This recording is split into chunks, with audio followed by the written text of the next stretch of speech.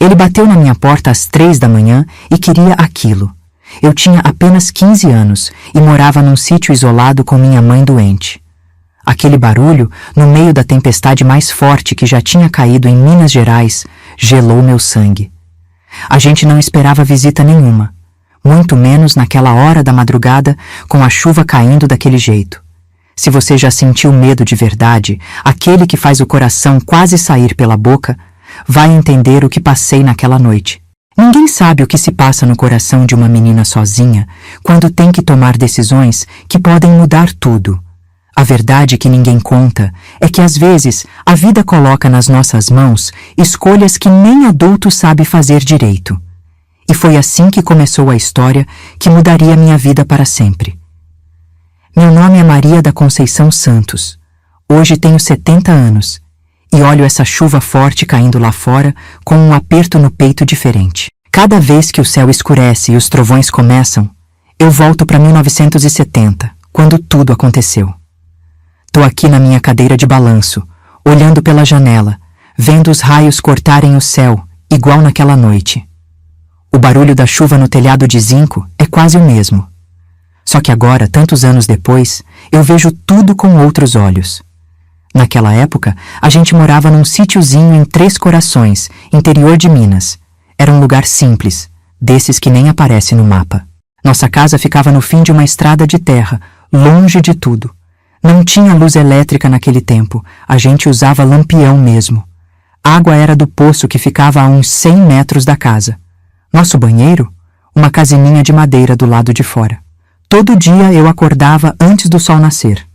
Primeiro ia tratar das galinhas, depois tirava leite da nossa única vaca, a Mansinha.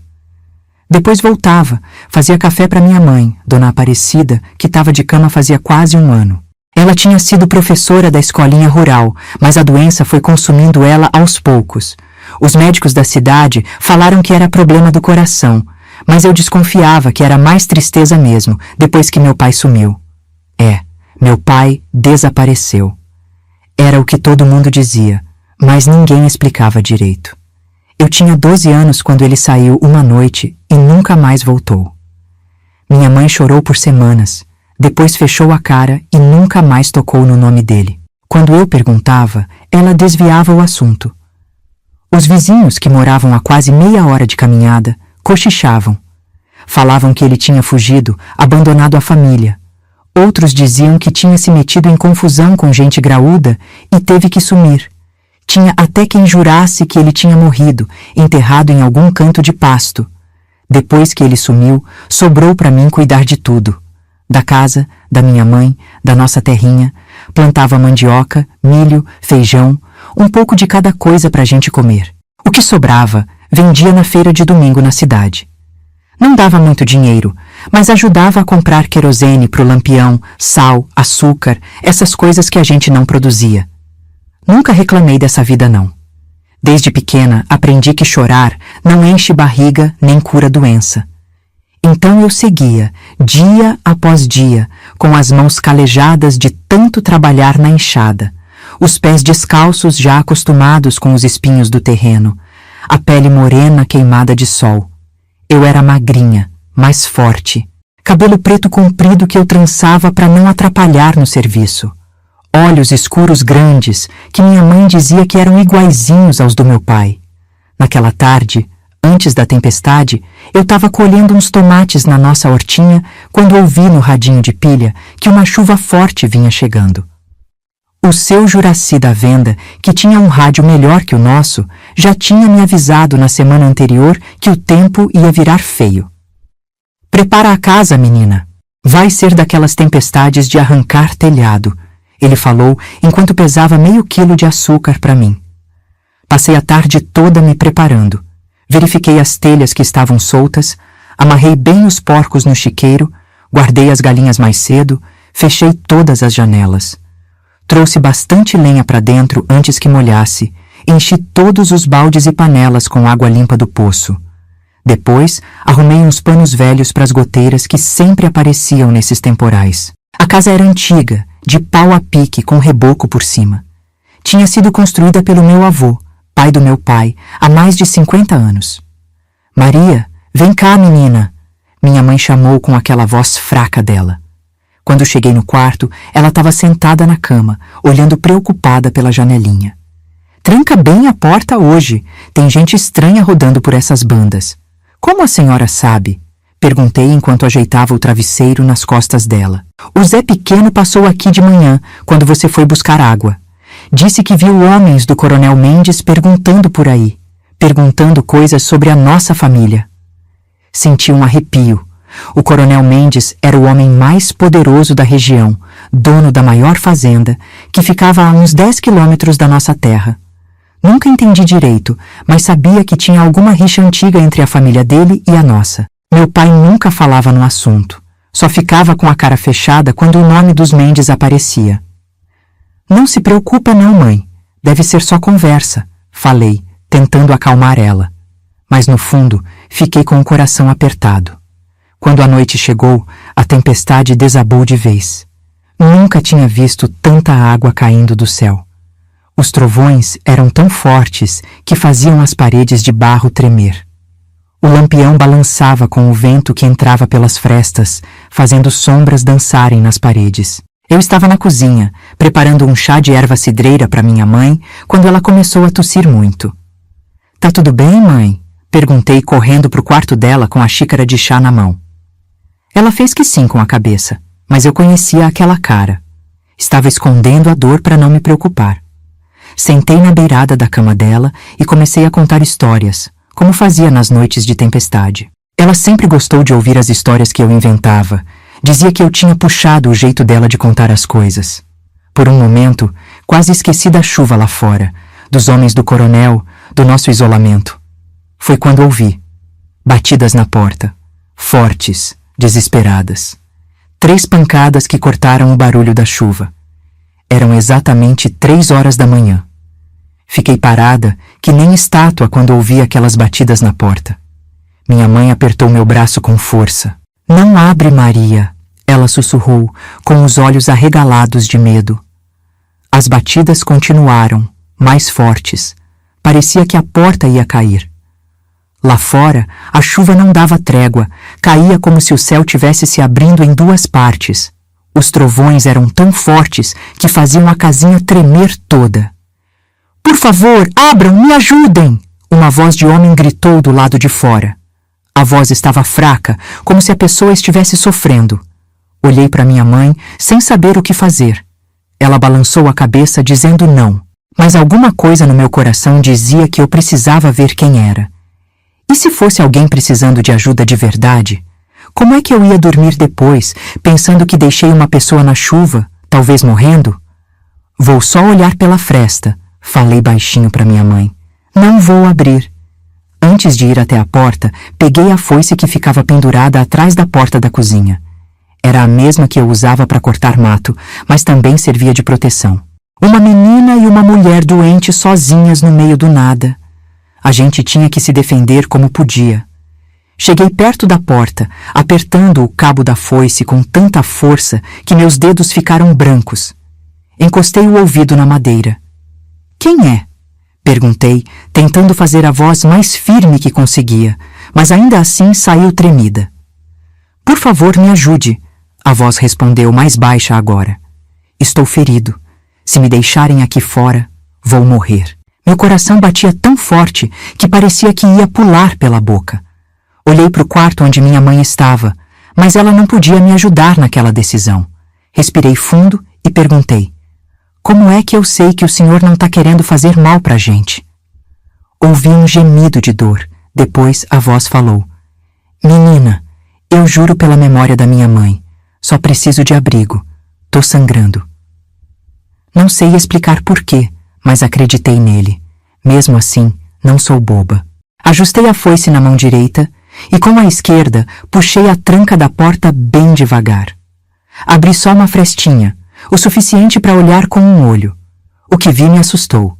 Era um homem grande, todo molhado, com a roupa rasgada. Estava encostado na parede da varanda, mal se aguentando em pé.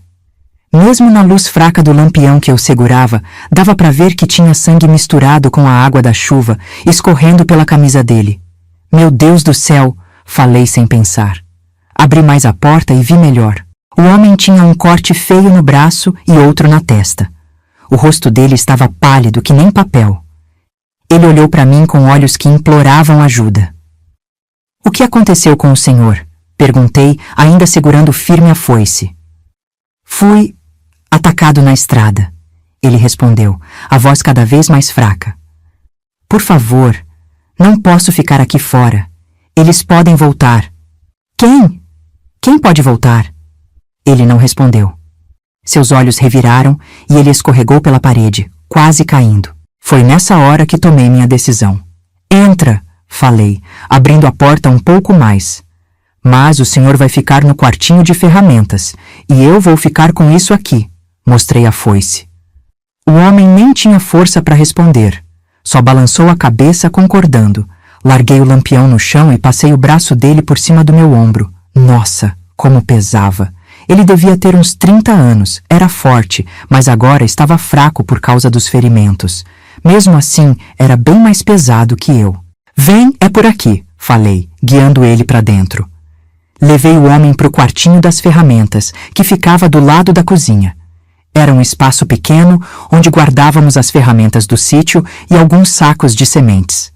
Tinha uma esteira velha no chão que às vezes eu usava quando precisava dormir perto da minha mãe nos dias em que ela passava mal. Ajudei ele a deitar na esteira. De perto, dava para ver que o corte na testa não era tão ruim, mas o do braço era fundo e ainda sangrava. O homem tremia todo, os lábios quase roxos de frio. Preciso cuidar desses cortes, falei. Vou buscar umas coisas. Quando voltei para o quarto da minha mãe, ela estava quase caindo da cama de tanta preocupação. Quem é Maria? Pelo amor de Deus, me diz que você não deixou ninguém entrar. Mãe, é um homem ferido, expliquei enquanto pegava os panos limpos que guardávamos para quando ela ficava doente. Ele está machucado, sangrando. Não podia deixar ele lá fora nessa chuva. Você perdeu o juízo? E se for um dos homens do coronel? E se for uma armadilha? Não é não, mãe. O homem tá fraco demais, mal consegue ficar em pé. Coloquei ele no quartinho das ferramentas e tô com a foice. Minha mãe fechou os olhos e balançou a cabeça. Maria, você tem bom coração, igual seu pai. Mas às vezes o bom coração faz a gente se meter em encrenca. Não respondi.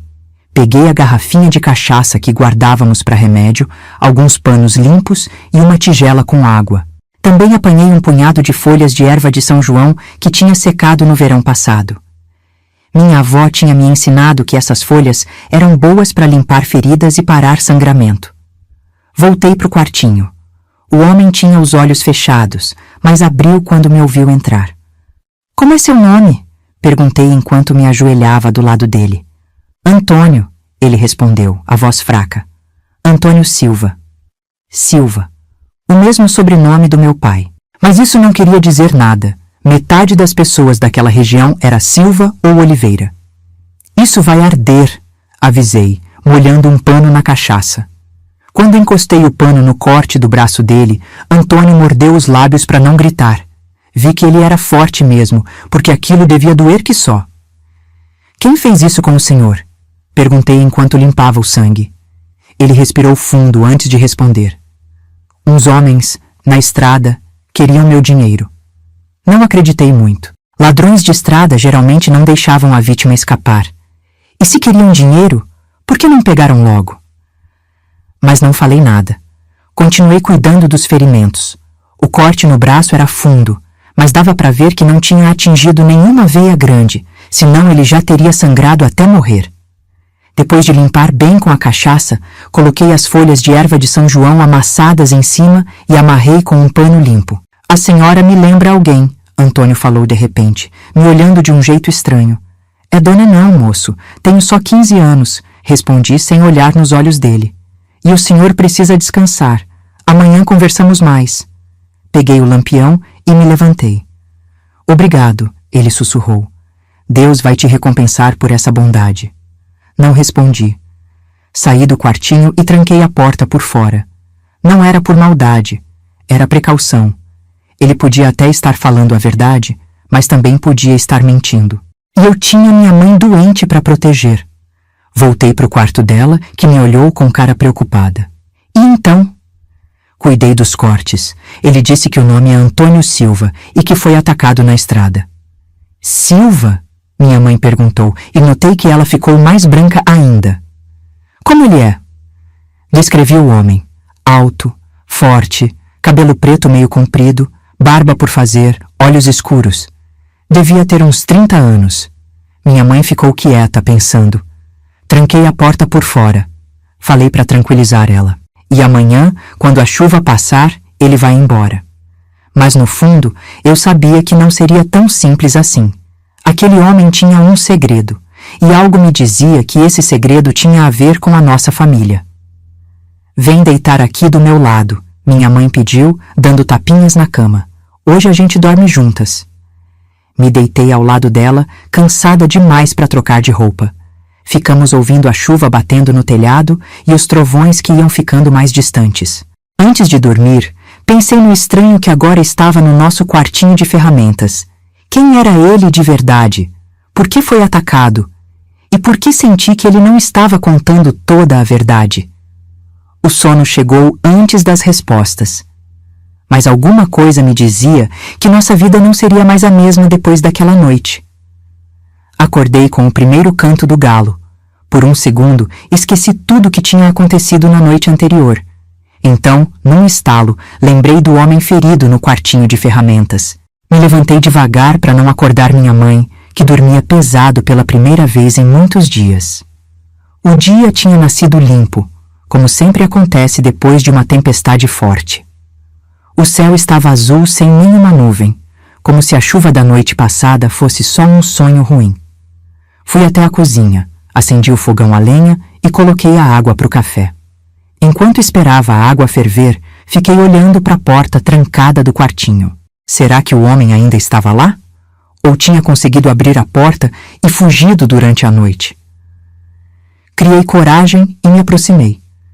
Encostei o ouvido na madeira e ouvi uma respiração forte. Pelo menos estava vivo. Peguei a chave que tinha guardado no bolso do meu vestido e abri a porta bem devagarzinho. Antônio dormia na esteira, o peito subindo e descendo num ritmo calmo. O curativo que fiz no braço dele tinha uma mancha de sangue, mas não parecia ter piorado. Fiquei olhando um tempo, pensando em como um homem tão forte tinha ido parar naquela situação. Ele tinha mãos de trabalhador, calejadas, com unhas curtas. Não parecia bandido nem vagabundo. De repente, ele abriu os olhos.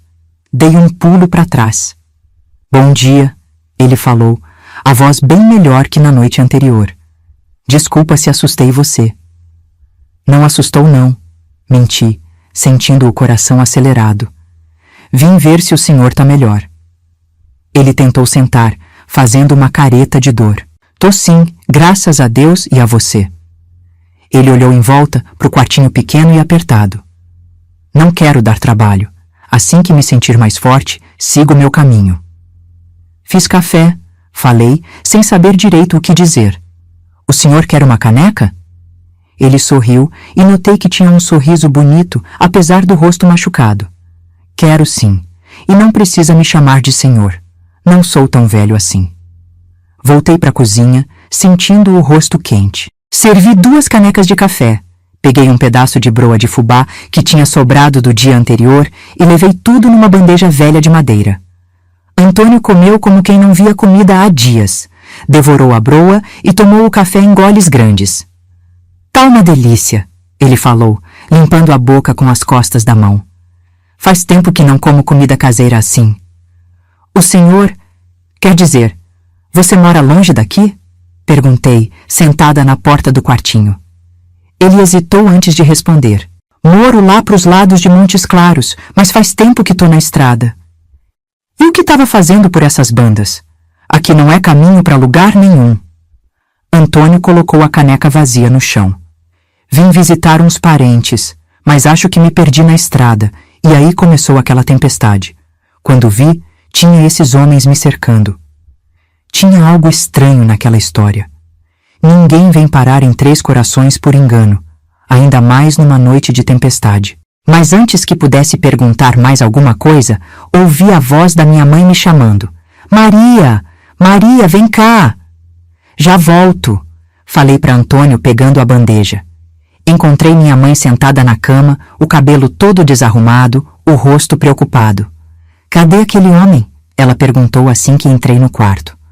Tá no quartinho ainda. Dei café e um pedaço de broa para ele. Você falou com ele? O que ele disse? Contei a conversa que tivemos e minha mãe ficou olhando para o nada, como se estivesse pensando longe. Maria, ela falou segurando minha mão com força. Toma cuidado. A gente não conhece esse homem. Eu sei, mãe. Tô com a foice sempre por perto. Ajudei minha mãe a se levantar. Ela estava mais fraca que o normal, a pele quente de febre. Dei o remédio que o farmacêutico da cidade tinha mandado. Depois ajudei ela a se sentar na cadeira de balanço da sala. Vou lá fora ver como ficou tudo depois da chuva, falei, pegando um chapéu de palha velho. A senhora fica aqui, tá bom? Volto logo. Saí pela porta da cozinha, evitando passar pelo quartinho onde Antônio estava. O quintal estava uma bagunça. Tinha galhos caídos por todo lado, a horta estava meio acabada com a força da água e o galinheiro tinha perdido uma parte do teto. Suspirei, pensando no tanto de trabalho que teria pela frente. Comecei a juntar os galhos maiores quando ouvi um barulho atrás de mim. Me virei num pulo, assustada. Era Antônio. Ele tinha saído do quartinho e agora estava ali, de pé, apoiado na porta da cozinha. Parecia um pouco melhor, apesar do braço enfaixado. Posso ajudar? Ele perguntou. O senhor, você está machucado, respondi. Devia ficar descansando. Já descansei demais, e não gosto de ficar parado enquanto tem gente trabalhando. Não falei nada. Parte de mim ainda não confiava nele, mas outra parte ficava aliviada com a ajuda. Tinha muito trabalho pela frente e eu era só uma. Tá bom, falei, entregando uma vassoura de galhos para ele. Pode ir juntando esses gravetos ali no canto. Trabalhamos em silêncio por um tempo. Mesmo com o braço machucado, Antônio ajudava bastante. Ele trabalhava rápido e sabia o que fazer sem que eu precisasse explicar. Era claro que conhecia a vida no campo. Você mora aqui sozinha com sua mãe? Ele perguntou depois de um tempo. É, desde que meu pai sumiu, há uns 3 anos. Sumiu como? Parei de trabalhar e olhei para ele. Por que estava tão interessado na minha família?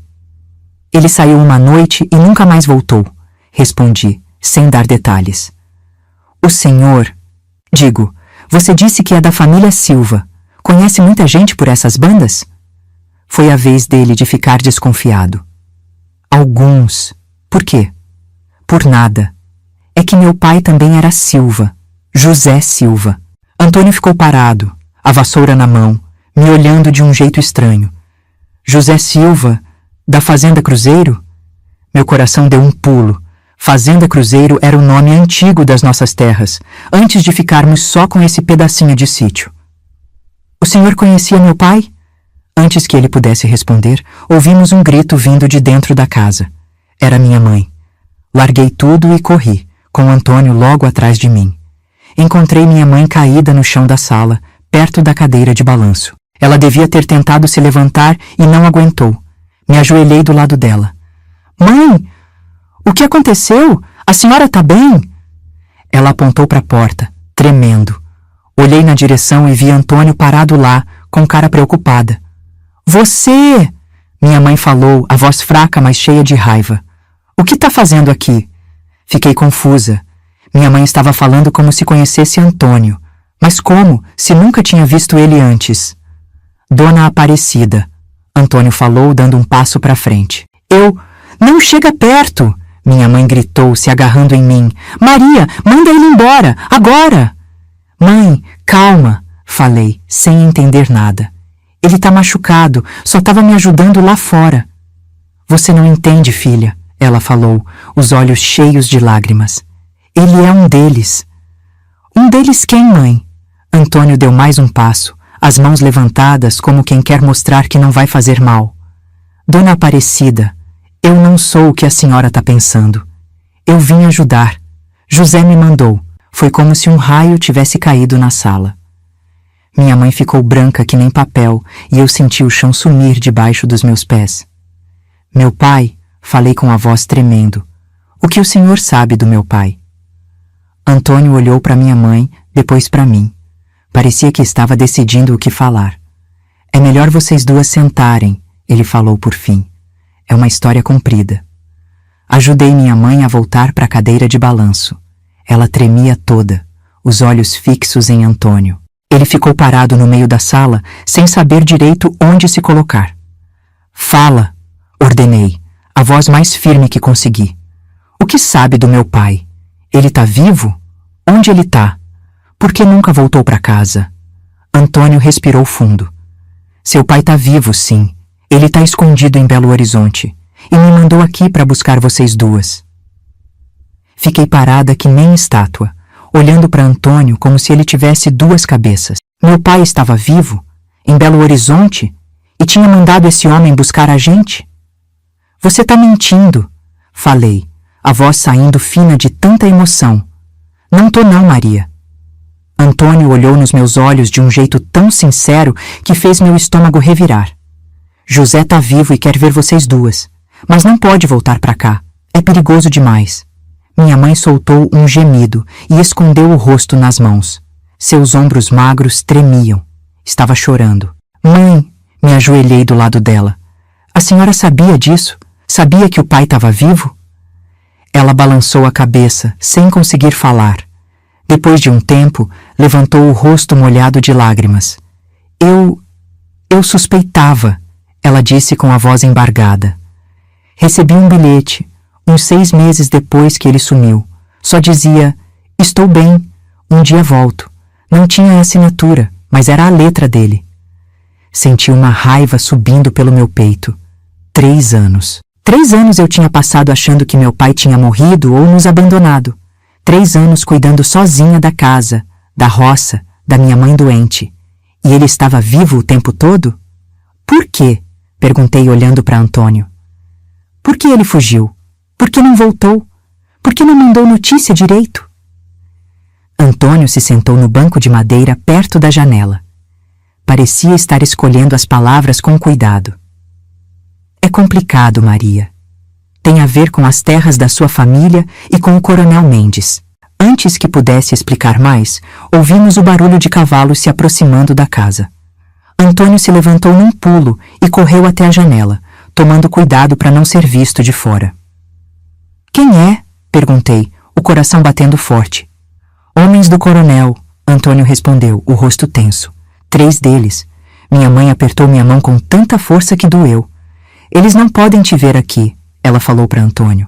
Maria, leva ele pro porão, rápido! Nem sabia que minha mãe ainda tinha forças para falar daquele jeito, mandona como nos velhos tempos. O porão era um buraco pequeno embaixo da casa, onde guardávamos batatas e outros alimentos que precisavam ficar frescos. A entrada ficava disfarçada por um tapete velho, no chão da despensa. Vem, falei para Antônio, puxando ele pelo braço bom.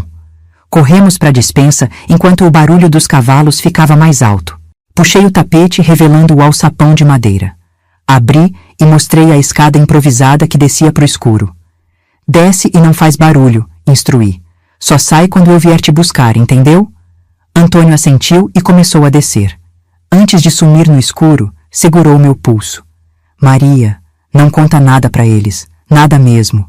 Se perguntarem de mim, diz que nunca me viu. Tá bom, respondi, fechando o alçapão e cobrindo com o tapete de novo. Voltei correndo para a sala. Minha mãe já tinha se ajeitado na cadeira, passado a mão no cabelo e limpado as lágrimas. Sempre achei impressionante como ela conseguia se recompor rápido, mesmo doente. Maria, ela falou baixinho, deixa que eu falo com eles, você fica quieta. As batidas na porta vieram fortes, autoritárias. Respirei fundo e fui atender, tentando controlar o tremor nas mãos. Abri só uma fresta, como tinha feito na noite anterior. Do outro lado estavam 3 homens a cavalo. Reconheci logo o do meio. Era Jeremias, o capataz do Coronel Mendes. Um homem alto, magro, com um bigode fino e olhos pequenos e duros. Tinha fama de ser cruel com os empregados da fazenda. Os outros 2 eram capangas que sempre andavam com ele, homens de cara fechada e mãos sempre perto das armas na cintura. Bom dia, Jeremias, falei, tentando parecer calma. Dona Maria, ele respondeu, tirando o chapéu numa falsa educação. Sempre me chamava de Dona, mesmo sabendo que eu era menina. Era o jeito dele de debochar. Podemos entrar? Temos uns assuntos para tratar com você e sua mãe. Não queria deixar eles entrarem, mas sabia que não tinha escolha. Se negasse, iam desconfiar que tinha algo errado. Claro! Abri a porta dando passagem. Minha mãe tá na sala. Os três entraram, as botas sujas deixando marcas no chão limpo. O cheiro de suor e cavalo invadiu a casa. Jeremias foi na frente, se dirigindo direto para onde minha mãe estava sentada. Os outros dois ficaram mais atrás, olhando ao redor como se procurassem algo. Dona Aparecida, Jeremias cumprimentou com aquele mesmo sorriso falso. Como vai a senhora? Melhor da saúde? Minha mãe assentiu, séria. O que traz o senhor aqui, Jeremias? Ele se sentou na cadeira, em frente a dela, sem ser convidado. A senhora e sua filha estão bem? Aquela tempestade de ontem foi brava, hein? Estamos bem, graças a Deus, minha mãe respondeu sem sorrir. Mas o senhor não veio aqui para falar do tempo, não é mesmo? Jeremias deu uma risadinha sem graça. Sempre direta, Dona Aparecida. É por isso que eu respeito a senhora. Ele olhou para mim, depois de volta para minha mãe. Na verdade, estamos procurando um homem, um forasteiro que foi visto por essas bandas ontem à tarde. Senti meu sangue gelar, mas mantive o rosto sem expressão. Que tipo de homem? Minha mãe perguntou, parecendo desinteressada. Um sujeito alto, forte, cabelo escuro, usa roupa de viajante. Provavelmente está machucado. E por que o senhor está procurando esse homem? Perguntei, sem conseguir me conter. Jeremias virou a cabeça para mim, os olhos apertados. Ele é um ladrão. Roubou dinheiro do coronel Mendes e fugiu. O coronel está oferecendo uma boa recompensa para quem ajudar a encontrar ele. Mentira. Eu sabia que era mentira. Se Antônio fosse um ladrão, teria me roubado durante a noite e fugido. Além disso, o jeito como Jeremias falava, tinha algo falso ali. Não vimos ninguém, falei, olhando direto nos olhos dele. Ficamos em casa a noite toda por causa da chuva. Jeremias me estudou por um tempo, como se tentasse ver se eu estava mentindo. Depois, se virou de novo para minha mãe.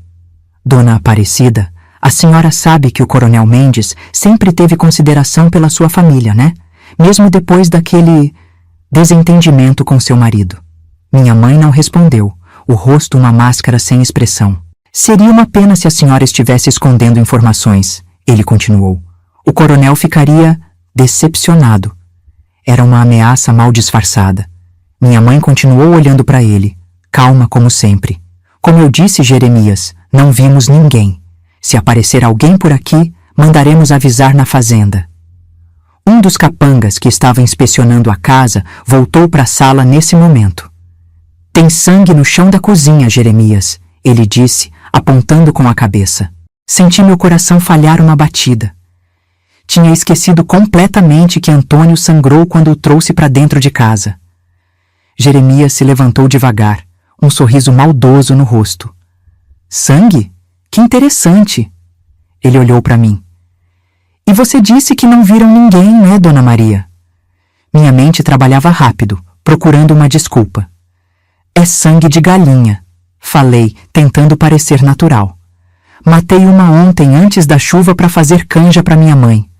Achei que tinha limpado tudo. Jeremias estreitou os olhos, desconfiado. Ficou me encarando por um tempo que pareceu uma eternidade. Finalmente deu de ombros. Se você diz... Ele colocou o chapéu de volta na cabeça. Bom, nós vamos continuar procurando. Se virem algum estranho, é melhor avisarem a gente. O coronel não gosta de ser enganado. Eles saíram sem mais palavras. Fiquei na porta, vendo eles montarem nos cavalos e se afastarem pela estrada. Só quando sumiram de vista é que deixei meus ombros relaxarem. Minhas pernas estavam tão fracas que quase não me aguentavam em pé. Voltei para a sala e encontrei minha mãe com o rosto escondido nas mãos de novo. Eles foram embora, falei, me sentando ao lado dela. Acha que acreditaram na gente? Minha mãe balançou a cabeça. Não, Jeremias não é bobo. Vai voltar e da próxima vez vai revirar a casa toda. Então precisamos sair daqui antes disso. Uma voz falou atrás da gente. Me virei num pulo. Era Antônio, saindo do porão. Nem tinha ouvido ele subir. Você não podia ter saído de lá, falei, brava. Ouvi tudo, ele explicou. E a dona Aparecida tá certa. Eles vão voltar e não vai demorar muito. Temos que ir embora, hoje mesmo. Ir embora? Pra onde? Perguntei confusa. Pra Belo Horizonte, pro seu pai. Olhei para minha mãe, que parecia tão perdida quanto eu. Minha mãe não aguenta uma viagem dessas, argumentei. Ela tá doente, mal consegue ficar em pé. Se ficarem aqui vai ser pior, Antônio insistiu. O Coronel Mendes não vai desistir. E não é a mim que ele quer pegar de verdade. Como assim? Perguntei, sentindo um frio na barriga. Antônio olhou para minha mãe como se pedisse permissão para falar. Ela assentiu devagar. O coronel quer as terras de vocês, ele explicou. As terras que eram do seu avô, do seu bisavô. E para conseguir isso, ele fará qualquer coisa. Foi por isso que seu pai teve que fugir. E é por isso que vocês duas estão em perigo ficando aqui. Sabe, enquanto conto essa parte da minha história, fico pensando em você que está me ouvindo agora. Talvez você também carregue um peso que ninguém vê, uma dor que guarda só para si. Às vezes a gente se sente tão sozinho nas nossas batalhas, não é mesmo? Eu gostaria muito de saber o que você está sentindo. Se quiser compartilhar, deixe nos comentários. Eu entendo essa dor porque também passei por... Pode ser apenas uma palavra, não precisa contar tudo. Seu comentário pode ser o abraço que alguém precisa nesse momento, sabia? Tem tanta gente assistindo em silêncio, pensando que só ela sofre dessa maneira.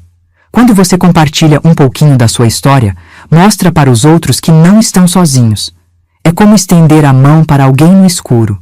E enquanto eu continuo minha história, saiba que estou aqui, ouvindo você de coração aberto. Fiquei olhando para Antônio, tentando entender tudo o que ele tinha falado. O Coronel Mendes queria nossas terras? Era por isso que meu pai tinha sumido? Mas isso não faz sentido, falei, balançando a cabeça. Nossas terras não valem nada. É só esse pedacinho de sítio, mal dá pra gente viver. Antônio trocou um olhar com minha mãe, como se eles soubessem de algo que eu não sabia. Maria, minha mãe falou, a voz cansada, tem coisa que você não sabe, que a gente nunca te contou. Que coisas, mãe? Ela suspirou fundo e ajeitou o chale nos ombros magros. Esse sítio é só um pedacinho do que era a Fazenda Cruzeiro. Seu bisavô, Joaquim Silva, era dono de todas as terras daqui até o rio, mais de 1000 alqueires. Arregalei os olhos, sem acreditar. 1000 alqueires? Mas como? Com o tempo, a família foi perdendo as terras. Um pouco porque seu avô bebeu e jogou muito. Outro pouco porque o Coronel Mendes foi comprando, pedaço por pedaço, a preço de banana, quando as pessoas estavam desesperadas.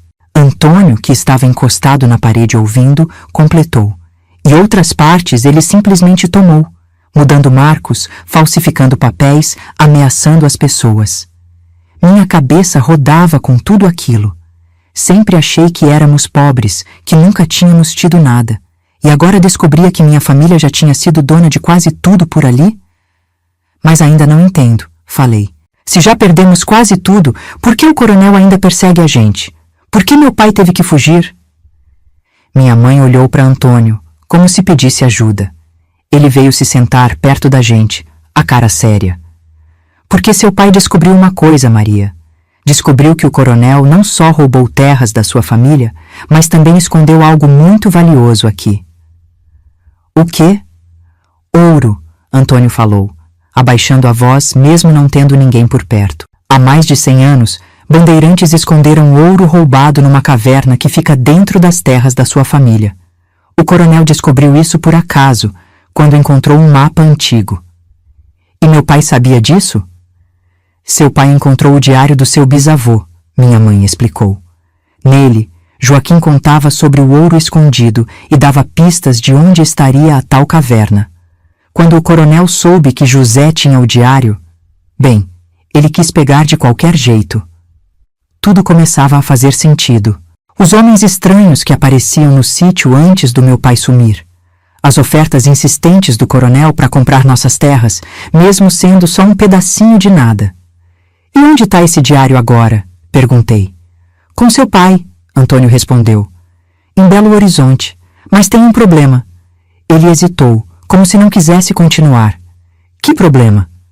O diário não tem todas as informações. Tem um mapa que mostra exatamente onde fica a caverna. E seu pai acha que esse mapa está escondido aqui, nessa casa. Quase ri, de tão absurda que a história parecia. Ouro escondido? Mapas secretos? Parecia coisa de livro de aventura, não da vida real. E principalmente não da vida simples que a gente levava ali. Se tivesse um mapa desses aqui, eu saberia, falei, desconfiada. Conheço cada canto dessa casa. Nem sempre a gente conhece tudo, Maria, minha mãe falou, com um tom triste. Seu pai tinha muitos segredos, coisas que ele escondia até de mim. Fiquei calada, pensando. Se o que eles estavam falando era verdade, estávamos em perigo de verdade. O coronel Mendes não era homem de desistir fácil do que queria. E se ele achava que a gente tinha o mapa... Então por isso que o senhor veio aqui? Perguntei para Antônio. Para pegar esse mapa? Ele assentiu. Seu pai me mandou buscar o mapa e vocês duas. Ele quer reunir a família de novo, longe daqui, onde o coronel não possa alcançar. E os homens que atacaram o senhor na estrada? Capangas do coronel. Eles souberam que eu estava vindo para cá e me emboscaram. Por sorte consegui fugir, mas não sem antes levar umas facadas. Olhei para o curativo no braço dele e senti um calafrio. Aqueles homens teriam matado Antônio sem pensar duas vezes. E fariam o mesmo com a gente se achassem que estávamos escondendo o mapa. E como vamos achar esse mapa? Perguntei. Se meu próprio pai não sabia onde estava, como a gente vai saber? Seu pai tem algumas ideias, Antônio respondeu. Ele me deu pistas do que procurar. Antes que pudesse dizer mais alguma coisa, ouvimos um barulho lá fora. Parecia o relinchar de cavalos de novo. Antônio correu até a janela e espiou para fora com cuidado. São eles de novo, ele falou, tenso. E são mais dessa vez, uns 5 ou 6 homens. Meu coração disparou. Eles tinham voltado tão rápido. O que a gente faz? Perguntei em pânico. Vocês duas vão pro porão, Antônio comandou. Eu cuido deles. Não, falei, segurando o braço dele. Eles vão te machucar, ou pior. Não tem outro jeito, Maria. Se encontrarem vocês aqui, vão levar as duas para a fazenda do coronel. E aí não sei o que pode acontecer. Minha mãe, que tinha ficado quieta até então, falou com uma voz surpreendentemente firme. Tem outro jeito. Tem uma passagem secreta que sai nos fundos do quintal. Dá no meio do bambuzal, perto do rio. Olhei para ela, surpresa. Passagem secreta? Desde quando? Desde sempre, filha. Seu avô construiu para se esconder durante a Revolução de 32. Seu pai e eu nunca contamos para você porque...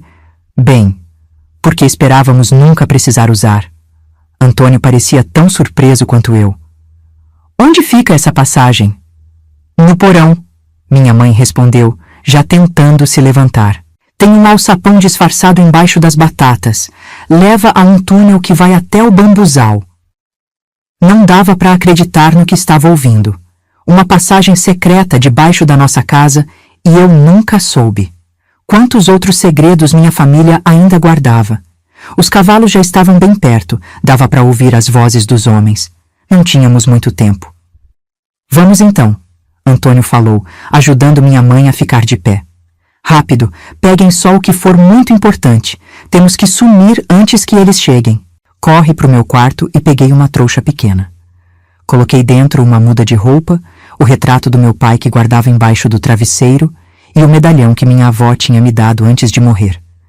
Não tinha muito mais que valesse a pena levar. Minha mãe estava no quarto dela, tentando guardar algumas coisas numa sacola de pano. Suas mãos tremiam tanto que mal conseguia segurar os objetos. Fui ajudar ela. Só o importante, mãe, falei com carinho. O resto a gente consegue depois. Ela assentiu e me entregou 3 coisas. o terço de madeira que tinha sido da mãe dela, uma foto amarelada do dia do casamento e um livrinho pequeno de capa de couro. "O que é isso?" perguntei, segurando o livro. "O diário da minha mãe. Tem receitas antigas de remédios caseiros. Pode ser útil na viagem." Guardei tudo na trouxa e voltei para a sala. Antônio estava na janela, contando os segundos. "Eles já estão chegando no terreiro", ele avisou. "Não temos mais tempo." Ajudamos minha mãe até a cozinha, depois para a despensa. Afastei o tapete e abri o alçapão.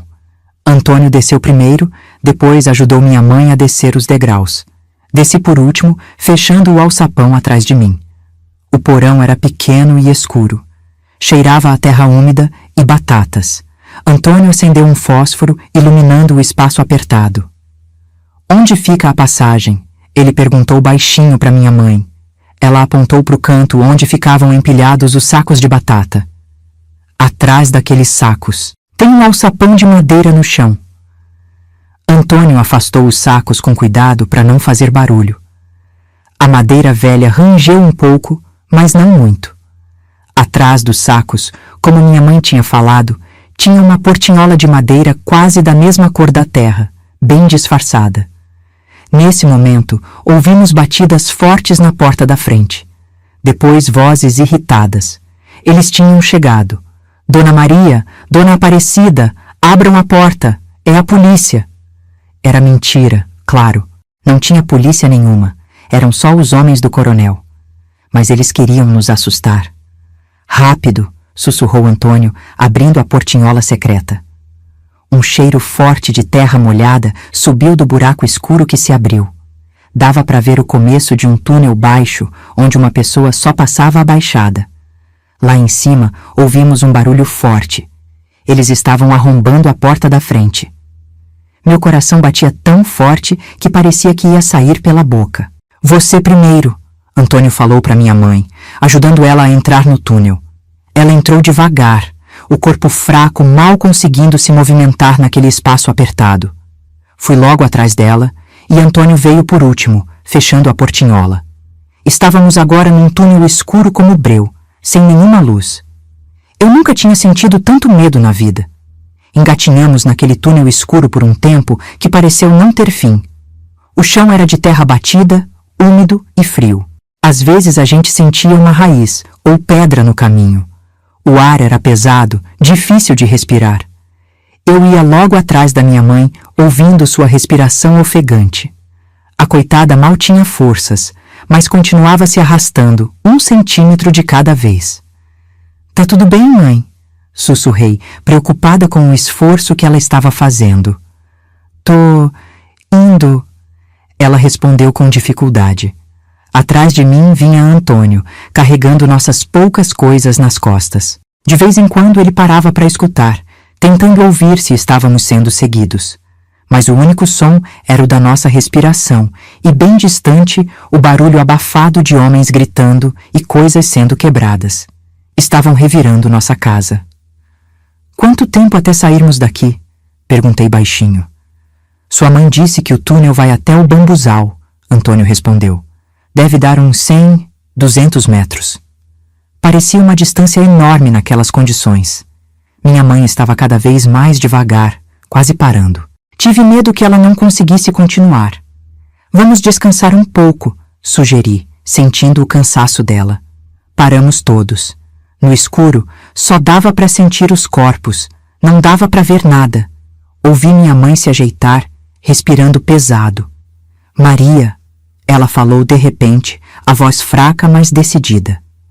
"Tem uma coisa que você precisa saber, sobre seu pai, sobre nossa família." "Agora, mãe, não é melhor esperar a gente sair daqui?" "Não sei se vou conseguir chegar até o final desse túnel, filha." Senti um aperto forte no peito. "Claro que vai, mãe. A senhora é forte. Sempre foi." "Escuta", ela insistiu. "O que Antônio falou sobre o ouro é verdade, mas tem mais coisa." Ela tossiu algumas vezes antes de continuar. "Seu pai não fugiu só por causa do mapa ou do ouro.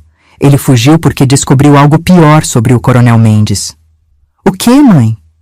"O coronel, ele matou seu avô, o pai do seu pai. Foi como levar um tapa na cara. Meu avô tinha morrido antes de eu nascer e sempre me disseram que tinha sido de doença do coração. Como assim?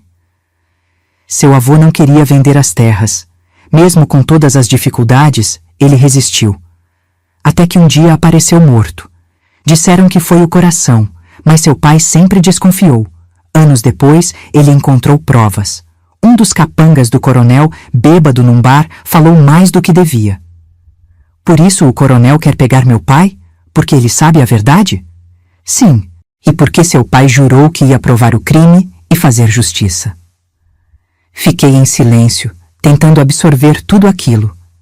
Minha família tinha sido dona de terras, tinha ouro escondido, meu avô tinha sido assassinado. Parecia que eu não conhecia nada da minha própria história. E o mapa? Perguntei depois de um tempo. Existe mesmo? Existe, minha mãe confirmou. Seu pai acreditava que estava escondido em algum lugar da casa. Numa parede falsa, embaixo de um assoalho, dentro de algum móvel velho. Ele procurou por anos, mas nunca encontrou. E ele quer esse mapa por quê? Pelo ouro? Não só pelo ouro. Antônio entrou na conversa. O mapa tem marcações que podem provar que as terras eram da sua família. E tem anotações do seu bisavô que podem ajudar a provar o crime do coronel. Respirei fundo, tentando organizar os pensamentos. Era muita informação de uma vez só. Vamos continuar, falei, sentindo que minha mãe já tinha descansado um pouco. Quanto mais rápido sairmos daqui, melhor. Voltamos a engatinhar. O túnel parecia não ter fim. Minhas mãos e joelhos já estavam doendo de tanto raspar na terra dura. Minha mãe estava cada vez mais lenta, parando a cada poucos metros para respirar. De repente, Antônio sussurrou. Tem luz lá na frente. Olhei para frente e vi bem longe ainda uma claridade fraca. Devia ser a saída do túnel. Senti uma onda de alívio. Viu, mãe? Tamo quase chegando. Mas ela não respondeu. Tinha parado de se mover. Mãe, chamei, preocupada. Não, consigo, mas... Ela falou, a voz quase sumida. Antônio se esticou até mim. O que houve? Minha mãe não tá aguentando mais. Estamos quase lá, ele disse. Só mais um pouco. Tentei encorajar minha mãe, mas ela estava no limite das forças. Seu corpo magro tremia todo. Vou carregar a senhora, falei, tentando me virar naquele espaço apertado. Não vai dar, Antônio falou. O túnel é muito estreito, vamos ter que puxar ela. Fizemos assim. Eu peguei as mãos dela e fui puxando, enquanto Antônio empurrava de leve por trás. Era difícil, doloroso, mas pouco a pouco fomos avançando em direção à luz. Depois do que pareceu uma eternidade, alcançamos a saída do túnel. Era um buraco pequeno, coberto de raízes e folhas. Antônio foi na frente, afastou a vegetação e saiu, checando se não tinha ninguém por perto. Depois me ajudou a sair e juntos puxamos minha mãe. Estávamos no meio de um bambuzal denso, como ela tinha dito. Os bambus eram tão altos e fechados que mal dava para ver o céu. Mas pelo menos estávamos ao ar livre de novo. Respirei fundo, sentindo o ar puro encher meus pulmões. Deitamos minha mãe no chão. Ela estava muito pálida, os lábios meio roxos, respirando com dificuldade. Mãe, falei, assustada com o estado dela. Fala comigo. Ela abriu os olhos devagar. Tô bem, só cansada. Mas dava para ver que não era só cansaço. A doença do coração tinha piorado com todo aquele esforço. Precisamos levar ela para algum lugar seguro, falei para Antônio. Ela precisa de um médico. Ele olhou em volta, pensativo. A cidade mais próxima é Três Corações, mas lá o coronel tem muita influência. Não seria seguro. E para onde então? Tem um lugar, ele falou depois de pensar um pouco. A uns 5 quilômetros daqui, perto da Estrada Velha, tem a casa de um amigo do seu pai, João Pedro. Ele ajudou seu pai a fugir na época. É homem de confiança. 5 quilômetros? Olhei para minha mãe, duvidando que ela aguentaria caminhar tanto. Vou carregar ela, Antônio falou, como se lesse meus pensamentos. Não tem outro jeito. Ajudei ele a colocar minha mãe nas costas. Mesmo com o braço machucado, Antônio era forte e conseguiu levantar ela sem muita dificuldade. Minha mãe estava leve demais, a doença tinha levado quase todo o peso dela. Começamos a caminhar pelo bambuzal, tentando ficar escondidos. Antônio ia na frente, carregando minha mãe, e eu vinha logo atrás com nossa trouxa de roupas. O sol já estava alto no céu, devia ser por volta do meio-dia. O calor era forte e logo estávamos suados e cansados. Depois de um tempo, saímos do bambuzal e entramos numa área mais aberta, com alguns arbustos e árvores espalhadas. Dali, dava para ver nossa casa ao longe. Meu coração apertou quando vi fumaça subindo do telhado. Antônio, chamei, apontando. Olha! Ele parou e olhou na direção que eu apontava. Meu Deus, eles incendiaram a casa. Era verdade. Nossa casinha, onde eu tinha nascido e crescido, estava pegando fogo. Uma coluna grossa de fumaça preta subia para o céu. Mesmo de longe, dava para ver as chamas lambendo as paredes de pau a pique. Senti as lágrimas escorrerem pelo meu rosto. Ali estava tudo que a gente tinha. Nossas roupas, nossos poucos móveis, as lembranças de família, tudo virando cinza. Por quê? Perguntei, a voz embargada. Por que fazer uma maldade dessas? Para mandar um recado, Antônio respondeu, a voz dura. O coronel está mostrando o que acontece com quem desafia ele. Minha mãe, que tinha estado quieta até então, abriu os olhos e viu a casa queimando. Lágrimas silenciosas desceram pelo seu rosto enrugado. Minha casa, ela murmurou. Senti uma raiva crescer dentro de mim. Uma raiva que nunca tinha sentido antes. Não era justo. Não tínhamos feito nada de errado. Por que estavam destruindo nossa vida desse jeito? Vamos, Antônio falou, urgente. Não podemos ficar aqui. Se eles virem a fumaça do túnel, vão saber que escapamos e vir atrás. Continuamos caminhando, agora mais rápido, querendo nos afastar o máximo possível dali. Andamos por horas, seguindo por trilhas estreitas no meio do mato, evitando estradas principais.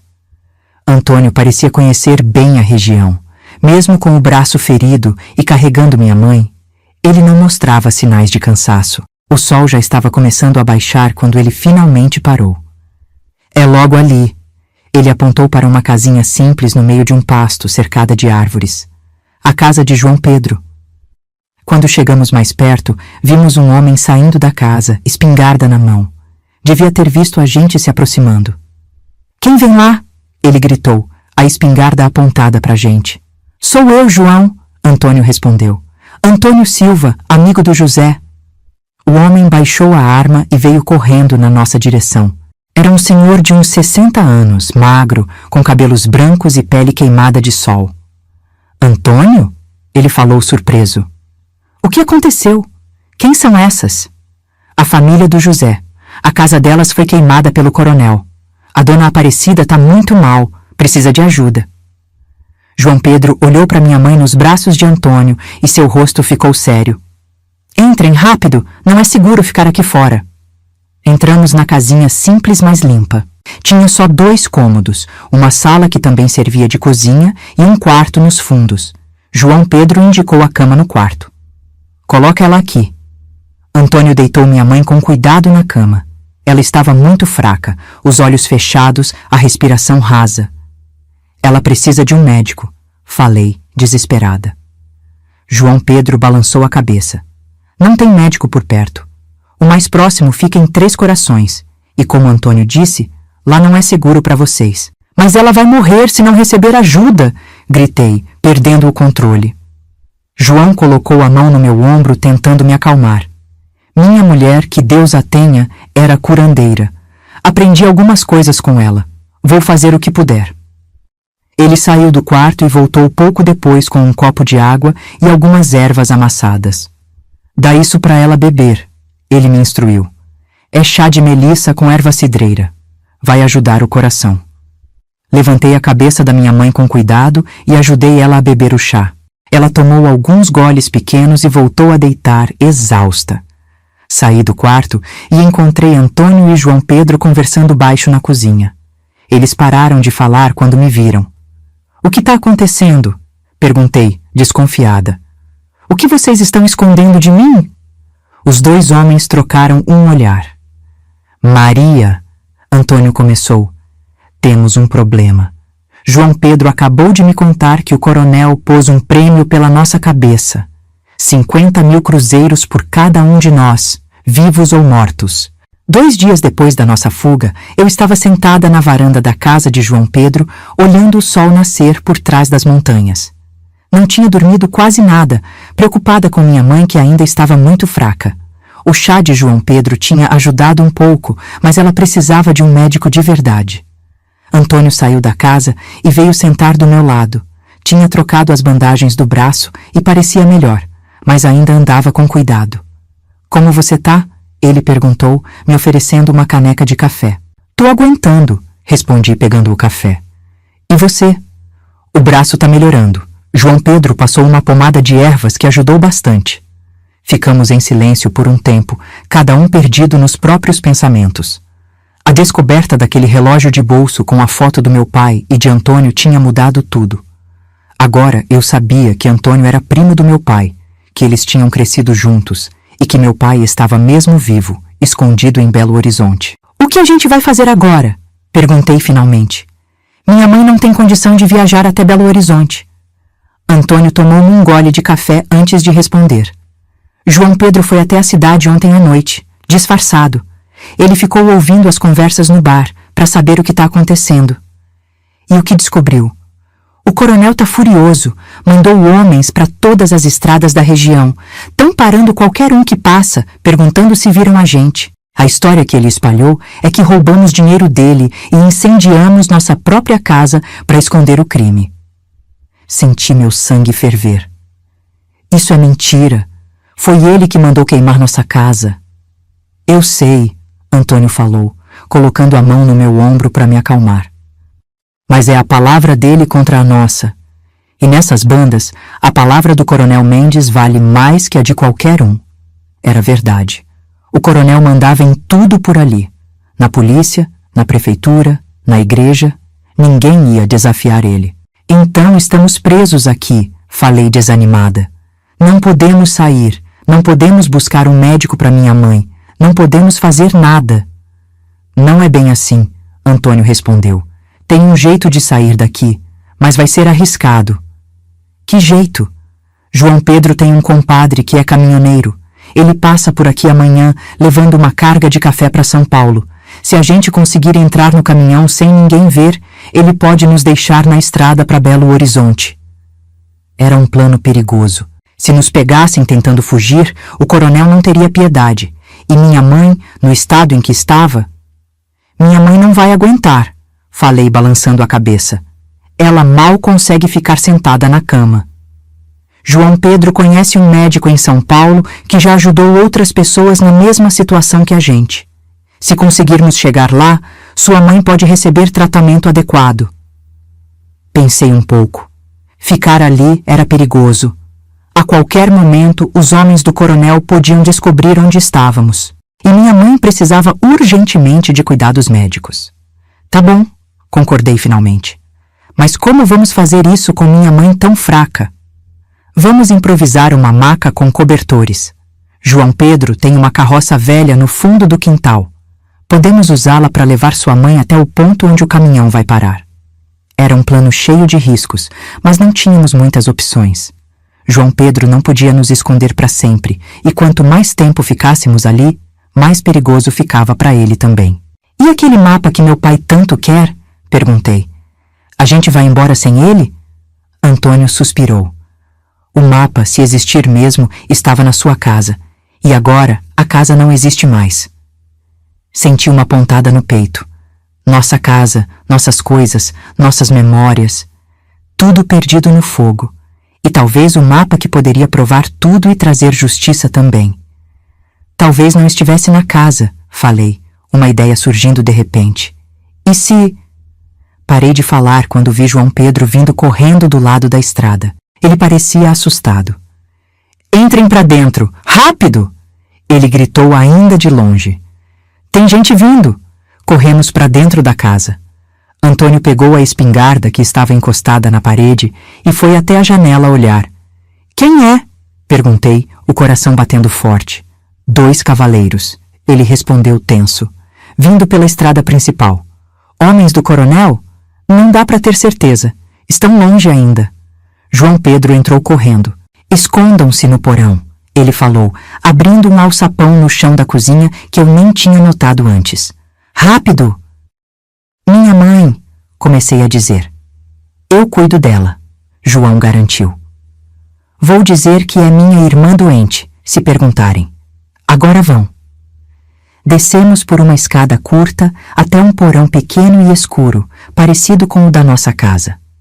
Antônio foi na frente, ainda com a espingarda na mão. Eu fui atrás, tremendo de medo. O porão era úmido e cheirava a terra molhada. Tinha algumas prateleiras com vidros de conserva e sacos de mantimentos. Um lugar apertado, mas onde dava para ficar escondido. João Pedro fechou o alçapão acima da gente e ouvimos ele arrastando algo pesado por cima, provavelmente para disfarçar a entrada. Ficamos ali em silêncio, quase sem respirar, ouvindo os passos acima da nossa cabeça. Minutos depois, ouvimos batidas fortes na porta da casa. Vozes de homem falando alto. João Pedro respondendo, a voz calma. Não dava para entender o que diziam exatamente, mas o tom era de ameaça. Antônio segurou a espingarda com mais força, pronto para atirar se fosse preciso. Eu rezava baixinho, como minha mãe tinha me ensinado quando era pequena. Os passos acima da gente iam de um lado para o outro. Estavam revistando a casa. Em determinado momento, ouvimos passos bem em cima do nosso esconderijo. Prendemos a respiração. Se descobrissem o porão, mas os passos seguiram adiante. Depois de um tempo que pareceu uma eternidade, ouvimos a porta da frente bater. Mais algum tempo se passou até que o alçapão se abrisse e João Pedro aparecesse, a cara séria. Eles foram embora, ele informou. Por enquanto. Subimos de volta para a cozinha. Corri para o quarto ver minha mãe. Ela estava deitada na cama, coberta até o pescoço, os olhos abertos e assustados. Tá tudo bem, mãe, falei, pegando sua mão fria entre as minhas. Eles já foram. Quem era? Perguntou Antônio a João Pedro. 2 capangas do coronel, Jeremias e o Tonho Caolho. Disseram que estão procurando uma família de ladrões que fugiu depois de roubar o patrão deles. E o que você disse? Que não tinha visto ninguém. Mas eles não acreditaram muito. Reviraram a casa toda, menos o quarto onde tua mãe tá. Ele olhou para mim. Disse que era minha irmã com doença contagiosa, tuberculose. Eles nem chegaram perto. Vão voltar? Perguntei, ainda com medo. Provavelmente. Disseram que vão revistar todas as propriedades da região. A ordem do coronel é não deixar pedra sobre pedra até encontrar vocês. A situação estava piorando a cada minuto. O cerco estava se fechando. Se não saíssemos logo dali, acabaríamos sendo pegos. O caminhão do seu compadre, falei para João Pedro. Tem como adiantar? Pedir para ele vir antes? João balançou a cabeça. Não tem como avisar ele. Não temos telefone aqui e seria arriscado mandar alguém à cidade com um recado. Então temos que aguentar até amanhã, Antônio concluiu. E torcer para eles não voltarem antes disso. E se voltarem? Perguntei. Aí teremos que lutar, Antônio respondeu, a voz séria. Não vou deixar que levem a gente pro coronel. O resto do dia foi de tensão. A cada barulho lá fora, a gente se assustava. João Pedro montou guarda na varanda, revezando com Antônio. Eu fiquei cuidando da minha mãe, que parecia um pouco melhor depois de tomar mais do chá de ervas. À noite, enquanto João Pedro preparava uma sopa simples de mandioca com frango, Antônio me chamou para o lado de fora da casa. Maria, ele falou baixinho, tem uma coisa que eu não te contei ainda, sobre seu pai. Meu coração disparou. O que foi? Ele tá bem? Tá, sim, mas ele não está sozinho em Belo Horizonte. Como assim? Antônio respirou fundo antes de continuar. Seu pai, ele conheceu outra pessoa lá, uma mulher. Eles estão juntos há quase 2 anos. Foi como levar um soco no estômago. Meu pai, com outra mulher, enquanto minha mãe definhava de tristeza e doença. Não acredito, falei, sentindo as lágrimas virem. Ele abandonou a gente de verdade, então? Essa história toda de perseguição do coronel é mentira? Não, não é mentira, Antônio respondeu rápido. Tudo que te contei sobre o coronel, o ouro, a perseguição, é tudo verdade. Seu pai teve que fugir mesmo para salvar a vida, mas depois... Bom, ele pensou que nunca mais poderia voltar, que seria perigoso demais para vocês se ele aparecesse de novo. E aí conheceu a Cida. Cida, repetiu o nome, sentindo um gosto amargo na boca. Ela é boa pessoa, Maria. Ajudou seu pai quando ele mais precisava. E eles têm um filho agora, um menino de 1 ano. Aquilo era demais para mim. Não só meu pai estava vivo e com outra mulher, como tinha até um filho novo, um irmão que eu nem conhecia. Enquanto isso, a gente penava aqui, sofrendo todo tipo de dificuldade. Por que você está me contando isso agora? Perguntei, enxugando as lágrimas com raiva. Porque achei que você precisava saber, antes de irmos para Belo Horizonte. Não queria que fosse uma surpresa quando chegasse lá. Fiquei em silêncio, absorvendo tudo aquilo. Parte de mim queria gritar, bater em alguém, fugir para bem longe. Outra parte sabia que não tínhamos escolha. Precisávamos da ajuda do meu pai, da proteção dele, se quiséssemos sobreviver. Minha mãe sabe disso? Perguntei finalmente. Não. Seu pai pediu que eu não contasse a ela.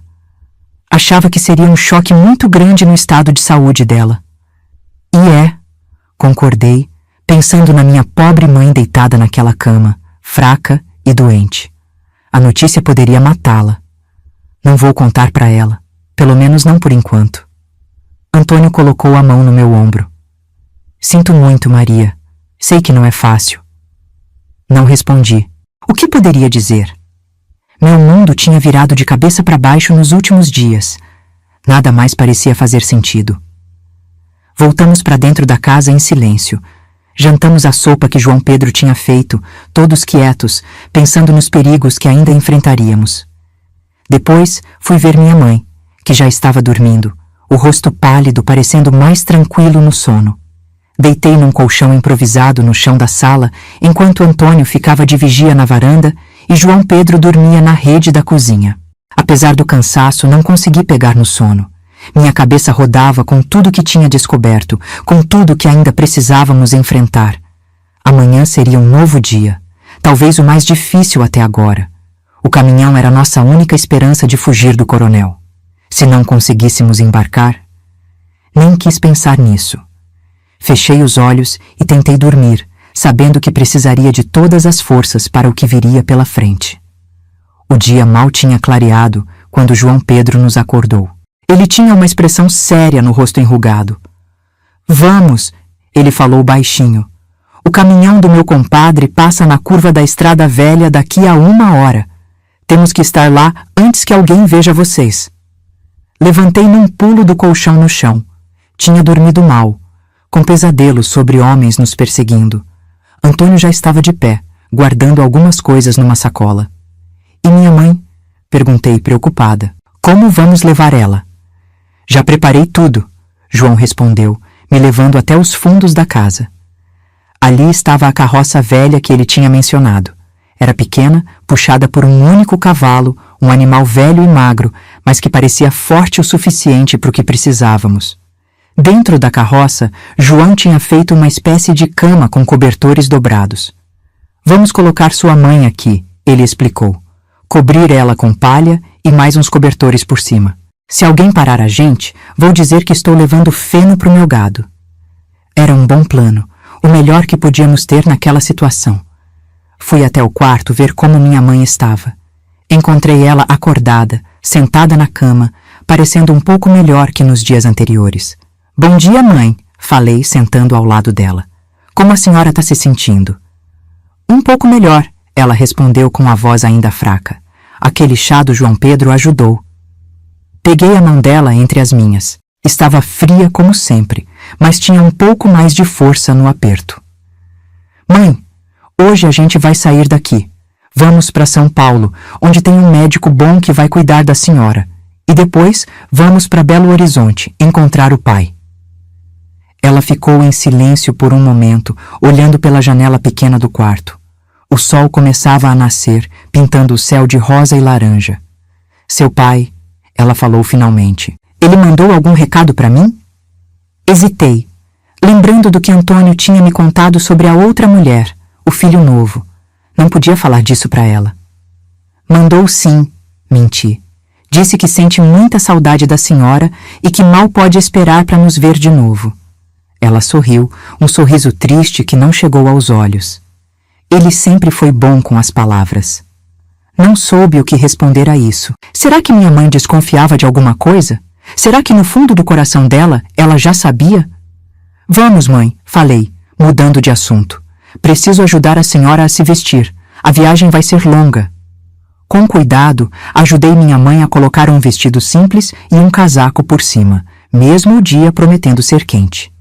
Ela estava tão magra que as roupas pareciam grandes demais. Penteei seus cabelos grisalhos, tentando deixá-la o mais confortável possível. Antônio veio ajudar a carregar minha mãe até a carroça. Com muito cuidado, a colocamos sobre os cobertores. Ela não reclamou, mas vi que cada movimento causava dor. Vamos cobrir a senhora com essa palha e mais uns cobertores, expliquei. Vai ficar um pouco desconfortável, mas é só por segurança. Tudo bem, filha, ela respondeu com um suspiro. Já aguentei coisa pior na vida. João Pedro trouxe mais palha e cobertores. Arrumamos tudo de modo que minha mãe ficasse completamente escondida, mas conseguisse respirar sem dificuldade. Depois, Antônio e eu nos escondemos embaixo de lonas no fundo da carroça. Estava apertado e quente, mas era melhor que ser pego pelos homens do coronel. João Pedro subiu na frente da carroça e tocou o cavalo. Começamos a nos mover lentamente pela estradinha de terra que saía da propriedade. O sacolejo da carroça em cima das pedras e buracos era doloroso, principalmente para minha mãe, mas ela não soltou um único gemido. Depois do que pareceu uma eternidade, a carroça parou. Ouvimos João Pedro descer e vir até a parte de trás. Chegamos no ponto combinado, ele falou baixinho. Agora é só esperar o caminhão do Tião. Não deve demorar. Ficamos ali, no silêncio da manhã, apenas o canto dos pássaros e o barulho do vento nas folhas das árvores. Cada minuto parecia uma hora. E se o caminhão não viesse? E se os homens do coronel aparecessem antes? De repente, ouvimos o som de um motor ao longe. Meu coração disparou. Seria o caminhão ou algum carro dos homens do coronel? É o Tião, João Pedro falou, alívio na voz. Conheço o barulho do motor daquele caminhão velho. O som ficou mais forte até que o veículo parou perto da gente. Ouvimos João Pedro conversando com alguém, explicando a situação em voz baixa. Tá tudo certo, ele disse voltando até a carroça. Podem sair. Saí de debaixo da lona, o corpo todo dolorido de ficar apertada. Antônio veio logo atrás. Na estrada estava parado um caminhão grande carregado de sacas de café. O motorista, um homem gordo de bigode grisalho, nos olhava com cara séria. Esse é o Tião, João Pedro nos apresentou. Meu compadre e amigo de confiança. Prazer, falei, estendendo a mão. Tião apertou minha mão com força. O prazer é meu, moça. João me contou a situação de vocês. Coronel Mendes é um homem ruim. Já fez mal para muita gente por essas bandas. Você pode mesmo nos ajudar? Perguntei, esperançosa. Posso levar vocês até perto de São Paulo? Ele respondeu. De lá vocês pegam um ônibus para Belo Horizonte, mas temos que ser rápidos. Essa estrada é pouco usada, mas nunca se sabe quando alguém pode aparecer. Juntos, tiramos minha mãe debaixo dos cobertores e da palha. Ela estava mais pálida que antes. O esforço da viagem de carroça tinha sido demais. Aguenta só mais um pouco, mãe, falei, segurando sua mão. Logo a senhora vai poder descansar direito. Tião tinha preparado um espaço no meio da carga, entre as sacas de café. Era apertado, mas dava para ficar deitado. Com cuidado, colocamos minha mãe lá, acomodada em cima de cobertores que Tião tinha trazido. Tem comida e água naquela sacola. Tião apontou para uma bolsa de lona no canto. E um pouco de remédio para dor, se precisarem. Vamos parar só para abastecer e para eu descansar um pouco. A viagem até São Paulo leva umas 12 horas nesse caminhão velho. Me virei para João Pedro, que tinha nos ajudado tanto. Como podemos agradecer por tudo que fez por nós? Não precisa agradecer. Ele respondeu com um sorriso triste.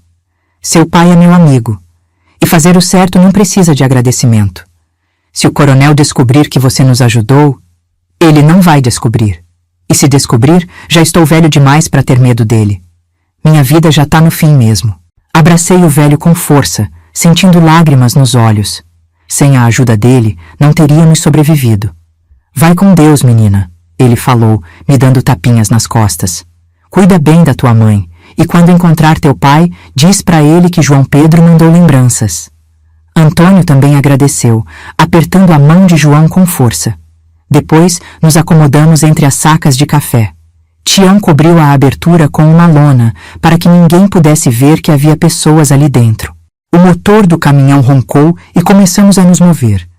Era o começo de uma viagem longa e incerta, mas pelo menos estávamos saindo dali, escapando do coronel e seus homens. Durante as horas seguintes, balançamos no ritmo do caminhão pela estrada esburacada.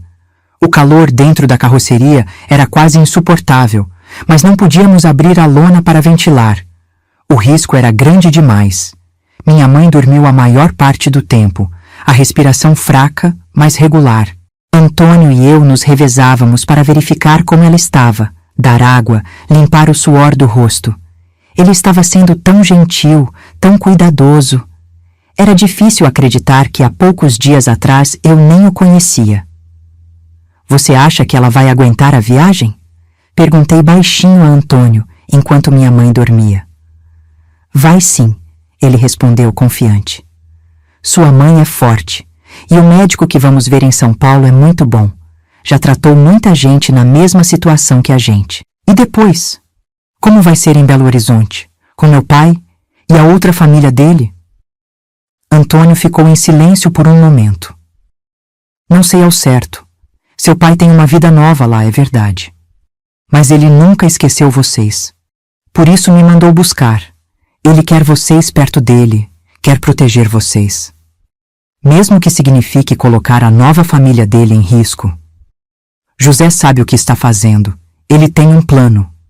Não perguntei qual era o plano. Naquele momento, só queria acreditar que tudo daria certo, que minha mãe ficaria bem, que encontraríamos um lugar seguro para viver. O caminhão parou algumas vezes durante a viagem. Ficávamos em silêncio total nesses momentos, mal ousando respirar.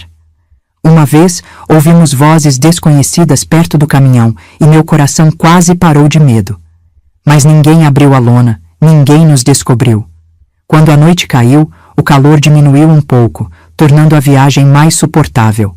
Minha mãe acordou, pediu água e conseguiu até comer um pedaço de pão que Tião tinha deixado pra gente. Era um bom sinal. Acho que estamos chegando perto de São Paulo, Antônio falou depois de mais algumas horas. A estrada está mais lisa e tem mais barulho de outros carros. Ele estava certo. Pouco depois, o caminhão diminuiu a velocidade e parou. Ouvimos Tião vir até a parte de trás e abrir a lona. Chegamos, ele falou baixinho. Estamos nos arredores de São Paulo. Daqui vocês podem pegar um ônibus para Belo Horizonte. Saímos com cuidado de entre as sacas de café. Já era tarde da noite e estávamos numa estrada escura, cercada de árvores. Ao longe, dava para ver as luzes da cidade grande. Ali na frente tem um posto de gasolina, Tião explicou apontando. Tem ônibus que param lá. Vocês podem esperar até de manhã e pegar um. Como vamos agradecer? Perguntei, apertando a mão dele. Não precisa. Só estou fazendo um favor pro meu compadre. E também, ele sorriu, sempre é bom contrariar aquele coronel filho da mãe. Com a ajuda de Tião e Antônio, tiramos minha mãe do caminhão e a acomodamos no banco de madeira do posto de gasolina. Ela parecia melhor, o rosto menos pálido, os olhos mais atentos. Tião se despediu e voltou pro caminhão. Ficamos ali, os três, sentados no banco do posto quase deserto àquela hora da noite. À nossa frente, a estrada que levava a São Paulo e além, a Belo Horizonte. Atrás, tudo que conhecíamos e que tivemos que deixar para trás. Era o começo de uma vida nova, assustadora incerta, mas também cheia de possibilidades. Vamos conseguir, falei, segurando a mão da minha mãe. Vamos ficar bem. Ela apertou minha mão de volta, com mais força do que eu esperava. Seus olhos, fixos nas luzes da cidade grande à nossa frente, tinham um brilho que eu não via há muito tempo. Vamos sim, filha, ela respondeu. A vida da gente está só começando. Hoje, 55 anos depois daquela noite no posto de gasolina, olho pela janela da minha casa em Belo Horizonte e vejo a chuva cair, igualzinha àquela que caía quando Antônio bateu na nossa porta. A vida deu tantas voltas que às vezes nem parece que sou a mesma pessoa, aquela menina de 15 anos assustada, fugindo com a mãe doente. A viagem de ônibus de São Paulo para Belo Horizonte foi difícil.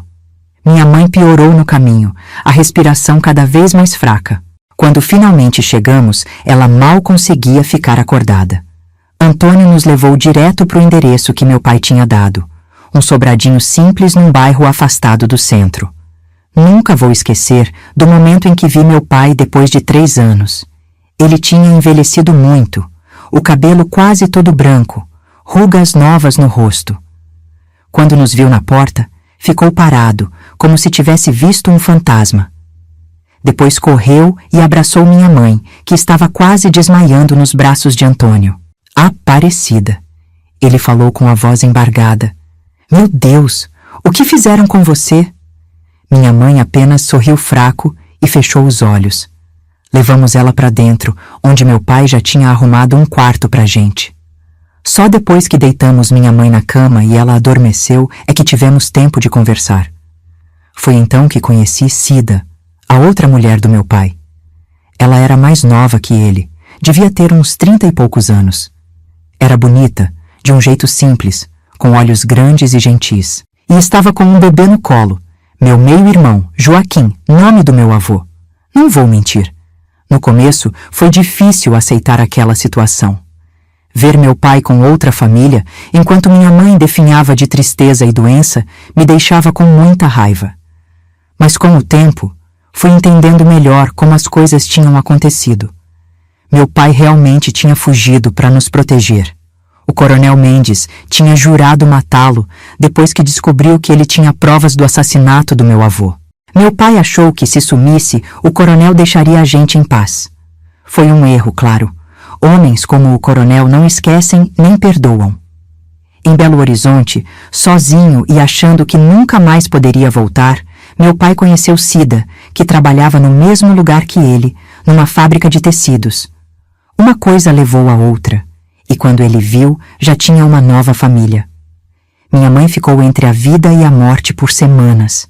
O médico que veio atender, ela disse que o coração estava muito fraco, que ela podia partir a qualquer momento. Mas minha mãe sempre foi teimosa. Aos poucos, com remédios, cuidados e talvez pela força de vontade de ver os problemas resolvidos, ela foi melhorando. Foi nessa época que aconteceu algo inesperado. Um dia, enquanto arrumava as poucas coisas que tínhamos trazido, encontrei o diário velho da minha avó que minha mãe tinha insistido em trazer. Estava folheando as páginas amareladas, lendo as receitas de remédios caseiros, quando um papel dobrado caiu lá de dentro. Era um mapa.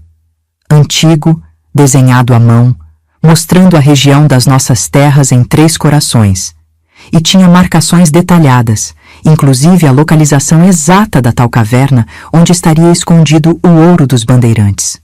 Corri para mostrar para o meu pai. Ele não podia acreditar no que estava vendo. Esse tempo todo, ele falou, olhando o mapa com espanto. Esse tempo todo o mapa estava escondido no diário da sua avó.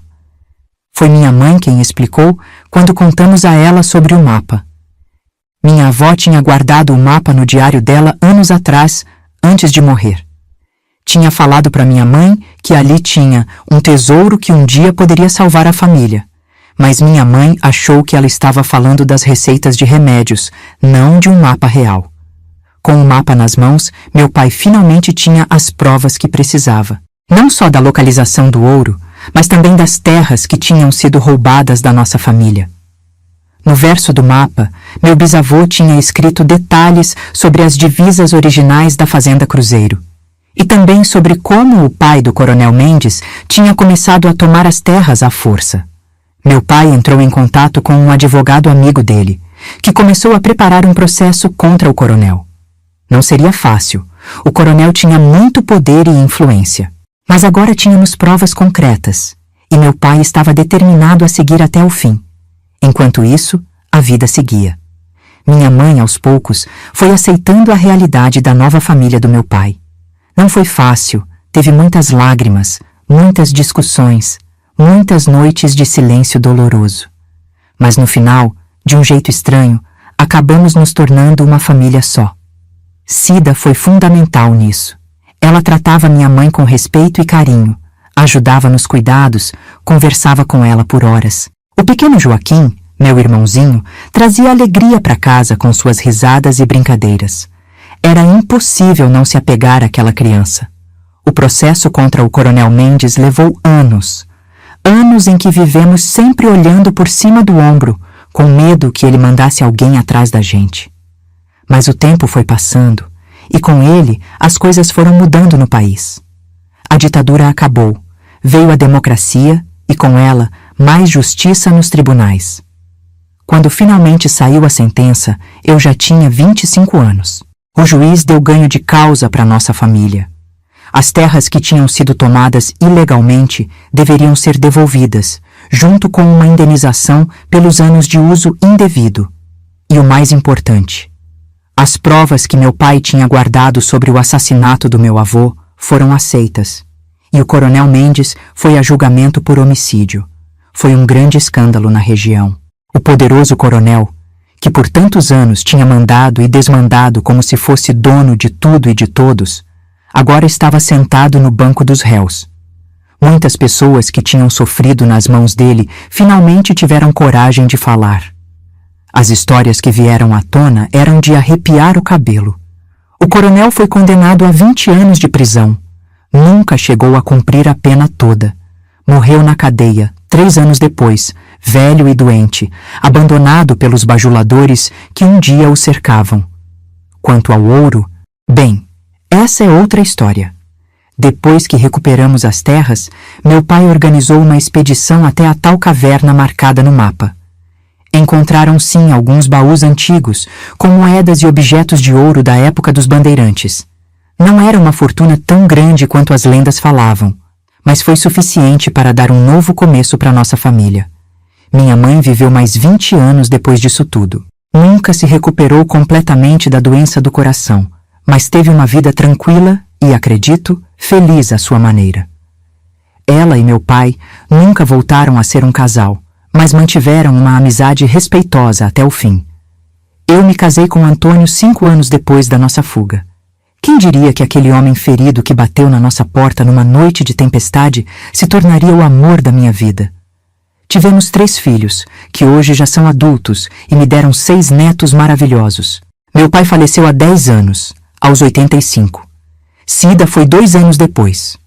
O pequeno Joaquim, que nem tão pequeno assim, agora tem 55 anos e administra a fazenda que reconstruímos nas terras recuperadas em 3 Corações. A vida tem dessas coisas, não é? Tantas voltas, tantos caminhos inesperados. Se alguém tivesse me dito, naquela noite de tempestade, que tudo acabaria assim, eu jamais teria acreditado. O que aprendi com tudo isso? Que a vida não vem com um manual de instruções, que às vezes as pessoas que mais amamos tomam decisões que nos machucam, mesmo sem querer. Que nem tudo é preto no branco, tem muito cinza no meio do caminho. E principalmente que o tempo cura muitas feridas, se a gente deixar. Hoje, aos 70 anos, olho para trás e vejo que cada momento difícil me ensinou algo valioso. A menina assustada de 15 anos cresceu, enfrentou seus medos, construiu uma vida boa apesar de tudo. E talvez essa seja a maior vitória. Não deixar que as dificuldades nos definam, mas sim o que fazemos com elas. E essa foi a minha história. Agora eu quero saber, de onde vocês estão me ouvindo? Comentem aí embaixo de que cidade vocês são. Um abraço carinhoso a todos vocês.